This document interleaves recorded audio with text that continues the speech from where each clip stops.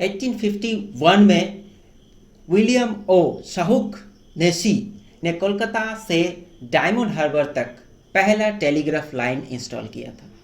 इसके बाद Indian rebellion of 1857 के टाइम ब्रिटिश गवर्नमेंट ने कम्युनिकेशन के लिए टेलीग्राफ नेटवर्क का बहुत यूज़ किया। तो आइए दोस्तों जानते हैं ये टेलीग्राफ क्या है। टेलीग्राफ एक कम्युनिकेशन टेक्नोलॉजी है जिससे दूर बैठे लोगों को बिजली के सिग्नल के माध्यम से संदेश भेजा जाते थे। टेलीग्राफ कैसे काम करता था? टेलीग्राफ में एक मशीन होती थी जिसे टेलीग्राफ की कहते थे। जब ऑपरेटर इस की को दबाता था तो इलेक्ट्रिक सिग्नल तार के माध्यम से दूसरी जगह पहुंचता था। ये सिग्नल डॉट्स और डैशेस के रूप में भेजा जाता था जिसे मोर्स कोड कहा जाता था। जैसे A is equal to dot dash, B is equal to dash dot dot dot.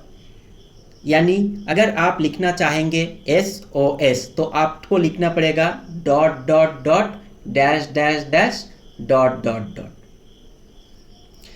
दूसरी तरफ बैठा ऑपरेटर इन सिग्नल्स को पढ़कर मैसेज समझ लेता था। यहाँ टेलीग्राफ का उपयोग कहाँ होता था? सरकार और सेना में, रेलवे कम्युनिकेशन में, आपातकालीन संदेश भेजने में, समाचार एजेंसियों में। भारत में पहला टेलीग्राफ लाइन 1851 में शुरू हुआ था और ये सेवा डिपार्टमेंट ऑफ टेलीकम्युनिकेशन के अंतर्गत चलती थी। भारत में टेलीग्राम सेवा लगभग 160 साल 2013 में बंद कर दी गई थी। सरल शब्दों में टेलीग्राफ एक ऐसी पुरानी तकनीक है जिससे लोग इलेक्ट्रिक सिग्नल और मोर्स कोड के जरिए दूर तक अपनी मैसेज को भेज पाता था और इससे कम्युनिकेशन कर पाते थे। 1880 टेलीफोन का आगमन। 1881 में ब्रिटिश इंडिया में टेलीफोन सर्विस इंट्रोड्यूस हुई थी। 1882 में कोलकाता, जब उस टाइम में कलकत्ता, बॉम्बे और मद्रास में पहली बार टेलीफोन एक्सचेंज स्टार्ट हुआ। उस टाइम टेलीफोन एक लग्जरी सर्विस थी जो सिर्फ गवर्नमेंट और बड़े बिजनेसमैन का यूज ही आता था। अब आई 1947। इंडिपेंडेंस के बाद टेलीकॉम में इंडिया उस टाइम पूरे देश में सिर्फ 80,000 टेलीफोन कम्युनिकेशन थे। टेलीकॉम का कंट्रोल था डिपार्टमेंट ऑफ टेलीकम्युनिकेशन मतलब DOT के पास। गवर्नमेंट का गोल था टेलीकॉम को ग्रेजुअली पूरे देश तक पहुंचाना। फिर आया 1980s। 1980s में इंडिया ने टेलीकॉम मोबिलाइजेशन शुरू किया। 1984 में सेंटर फॉर गवर्नमेंट ऑफ टेलीमेट्रिक बनाया गया। इसका ऑब्जेक्टिव था इंडियन टेलीकॉम टेक्नोलॉजी डेवलपमेंट करना और रूरल एरियाज तक नेटवर्क पहुंचाना। फिर आया 1990s।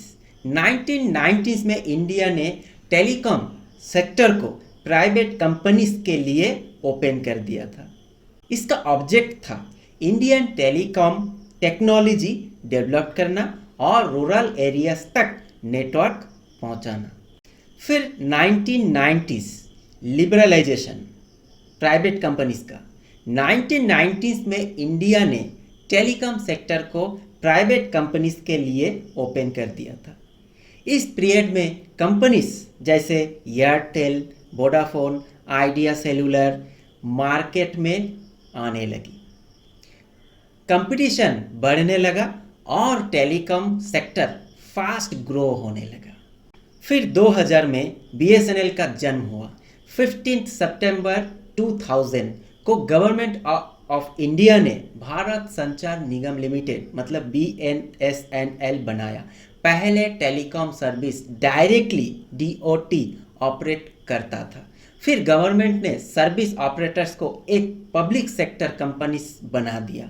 BSNL भारत संचार निगम लिमिटेड का मिशन था rural telecom service, landline network, mobile services और इंटरनेट कनेक्टिविटी। 2000 से लेकर के 2010 का BSNL का गोल्डन पीरियड। हाँ, 2000 से लेकर के 2010 तक BSNL का गोल्डन ईरा था। इसके बीच BSNL इंडिया की सबसे बड़ा टेलीकम्युनिकेशन थी। करोड़ों में कस्टमर्स थे। BSNL ने पूरे इंडिया में लैंडलाइन, मोबाइल, ब्रॉडबैंड का बड़ा नेटवर्क एस्टेब्लिश किया था। 2016 जब जियो रेवोल्यूशन आया, जी हाँ दोस्तों, 2016 में जब जियो रेवोल्यूशन ने टेलीकॉम मार्केट में एंट्री की, फ्री डेटा और चीप इंटरनेट मुहैया कराया, टेलीकॉम मार्केट में ह्यूज कंपटीशन आ गया। इसके बाद BSNL को फाइनेंशियल चैलेंजेस का सामना करना पड़ा था। 2023 से लेकर के 2025 के बीच BSNL का रिवाइवल प्लान, जी हाँ दोस्तों, गवर्नमेंट अब BSNL को रिवाइव करने के लिए काफ़ी स्टेप ले रही थी। BSNL अब 4G network roll out, fibre broadband expansion, future में 5G प्रिपरेशन पर काम कर रहा है। तो दोस्तों, इससे आपको क्या समझ में आया?